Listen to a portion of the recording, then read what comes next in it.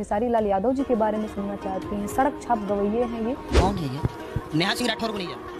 मैं कहाँ से जानूंगा महाराज, कोई फेमस तो है नहीं वो। नेहा सिंह राठौर को दिए खेसारी लाल यादव जवाब। दोस्तों आप लोग को बता दें कि नेहा सिंह राठौर को खेसारी लाल यादव फाइनली जवाब दे दिए हैं। नेहा सिंह राठौर और पवन सिंह और खेसारी लाल यादव के बारे में बोल रही है ना कि पवन सिंह और खेसारी लाल यादव को बीच चौराहे पर 4 जूता मारना चाहिए। क्या यह बात आप लोग को सोचना चाहिए? दोस्तों आप लोग को बता दें कि नेहा सिंह राठौर खेसारी लाल यादव और पवन सिंह के बारे में ऐसा नहीं बोल सकती है। ये बोले सड़क छाप गवैये हैं, उन लोगों के मुंह पर बोलेगी, उन लोगों से बात करने का इसका औकात है। दूसरे खेसारी लाल यादव पवन सिंह के बारे में बोली है ना, तब से इसके बारे में चर्चा शुरू हो गया है। पहले इसको कौन जानता था? एक जानते थे यूपी में काबा, इसी गाने से हिट हुई थी, इसी गाने से थोड़ा नाम फेम मिला था, फेसबुक पर डाली थी, फेसबुक पर कुछ व्यू आ गया था, उसी की वजह से इसको चंद लोग जानने लगे थे।